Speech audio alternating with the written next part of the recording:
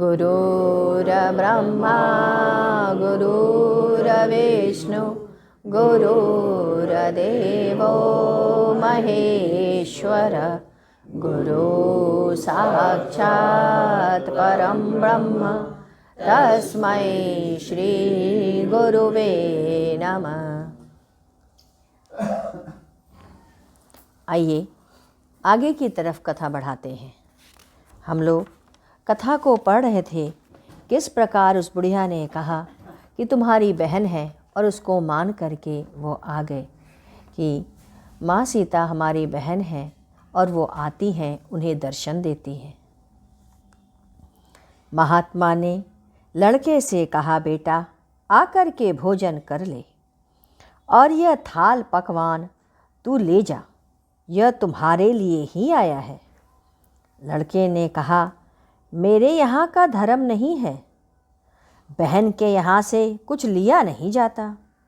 वह वापस घर आ गया। उसने माँ को बताया कि सीता दीदी मिली थी, जीजाजी भी मिले थे, लेकिन बड़ा आश्चर्य लग रहा था कि राम राजपुरुष हो करके कुछ पहने नहीं थे, वैसे ही सीता दीदी को भी रखे हुए थे। जीजाजी और दीदी दोनों का शरीर पूर्ण रूप से ढका नहीं था।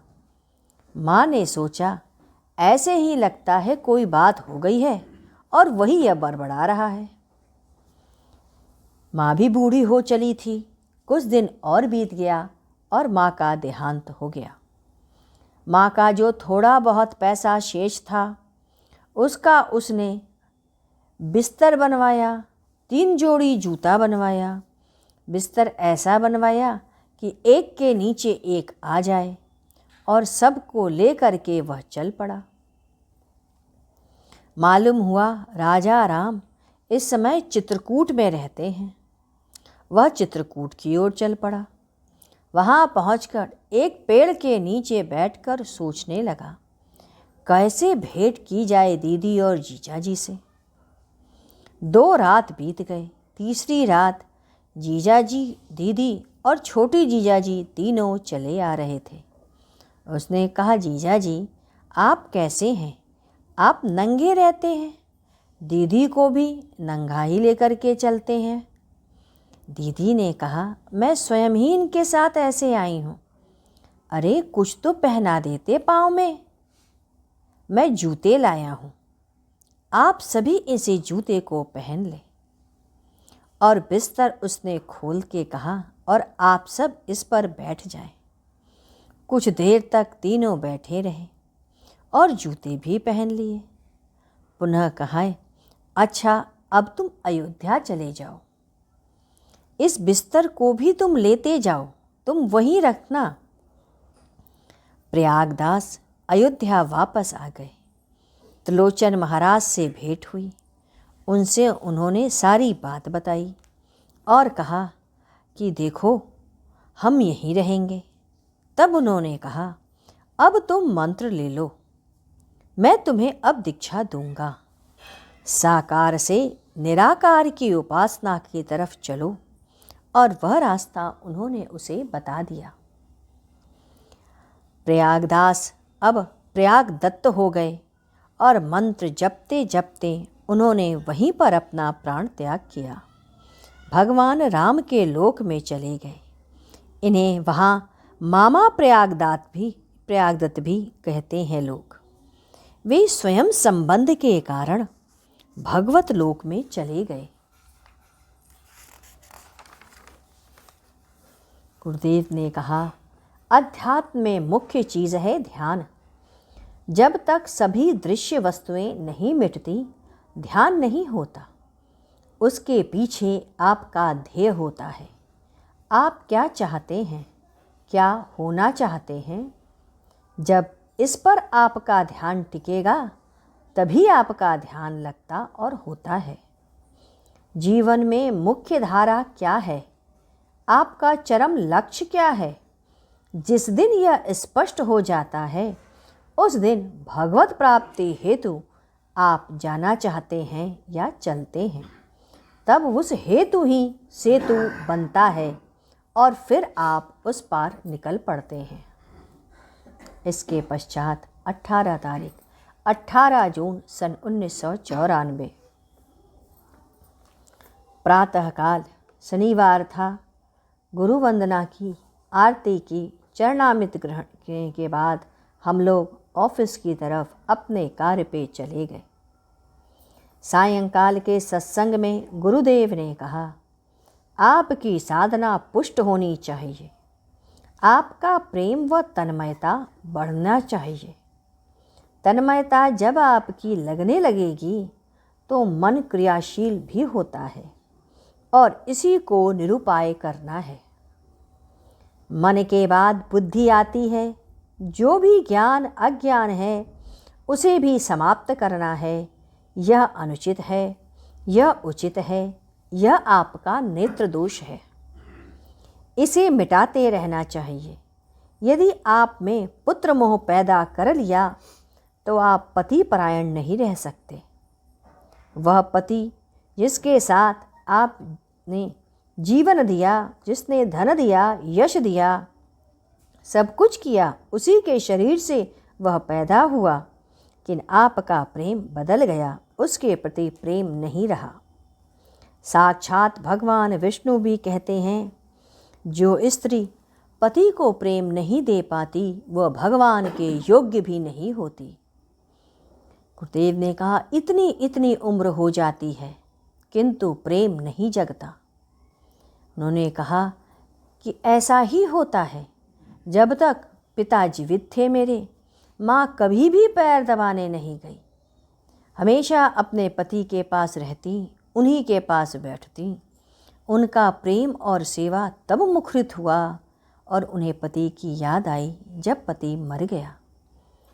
सारी प्रयोग कई वस्तु हमने बांट दी और रोती हुई उस वस्तु को उठा ली। बेटा यह मत दो, यह मत दो। मैंने कहा, माँ यह सब मोह का अंश है, इसे छोड़ना है। अंत में पिता जिस दरी पर सोए थे उसे उन्होंने उठा लिया और उठाकर रख लिया। यह दरी मेरे लिए है, मैं इसी पर बैठूंगी, इसी पर रहूंगी। तेरे पिता इसी दरी पे सोते थे, वह मेरे लिए है, मैं इस पर रहूंगी। और उसी पर सोते सोते प्राण उन्होंने त्यागा। अपने से वह उसे अलग नहीं होने दी। पति के प्रति प्रेम एक रस भाव होता है, तभी प्रभु के प्रति भी मिलन का भाव जगता है। जब निष्ठा आती है तभी वह परमात्मा से मिलन करती है। परमात्मा के मिलन में सिंगार रस होता है। जैसे पति के लिए सजती हैं, संवरते हैं, तभी तो सजना कहते हैं। आप बाहर जाते हैं तब संवरते हैं। अरे इससे तो अच्छा है कि आप उस श्रृंगार रस को विभत्स कर रहे हैं। उस परमेश्वर के लिए सुंदर बनिए, अंदर से और बाहर से दोनों में। आप छिप करके अपने आप को मलिन करेंगी तो वह विभत्स है। आपके मिटाने से वह कृत मिटता नहीं, आपकी पीछा करता है। भगवान के लिए आप हास्य और परिहास में ना फंसें। कहते हैं, भक्त पुरुषोत्तम ने नित्य साधना में लीन रहते थे। उनकी साधना कर दी, उन्होंने सब ने मिलकर विवाह करा दिया। एक दिन कहा, लोगों ने बड़े ही उत्तम कार्य किया है कि उन्होंने सब ने मिलकर मेरी शादी करा दी। मुझे अब पता चला है कि किसे कहते हैं सजना और संवरना, रीझना और रिझाना। उसी में एक दिन प्रकाश हुआ और घड़ा फूट गया और भगवान राम में वो विलीन हो गए। वह थे राम के भक्त पुरुषोत्तम। तो भाव तभी जगता है और तभी ईश्वर आगे की तरफ ले चलता है। मैं आपको बुला करके खिलाता हूँ, आपको पिलाता हूँ, अपने साथ साथ बैठाता हूँ। क्यों करता हूँ ऐसा? मुझे क्या पड़ी है? मैं क्या चाहता हूँ? आप पवित्र बने, पावन बने, मेरे से जुड़ जाएं और उस परमात्मा की तरफ चल चलें। आइए हम लोग गुरु वंदन करें। ओम गुरुदेव जय गुरु जय गुरु जय गुरुदेव। ओम गुरुदेव जय गुरु जय गुरुदेव। ओम गुरुदेव जय गुरु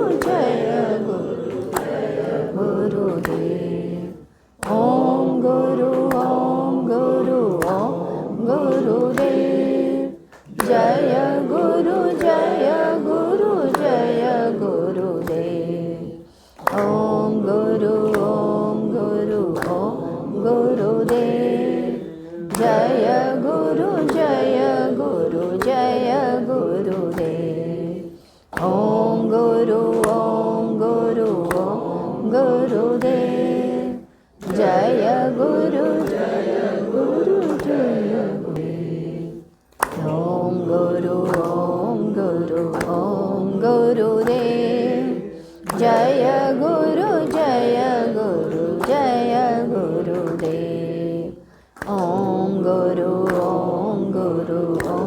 गुरुदेव जय गुरु गुरुदेव। ओम बोलिए सद्गुरुदेव महाराज की जय। सद्गुरु तुम्हें शत शत नमन। सद्गुरु तुम्हें शत शत नमन।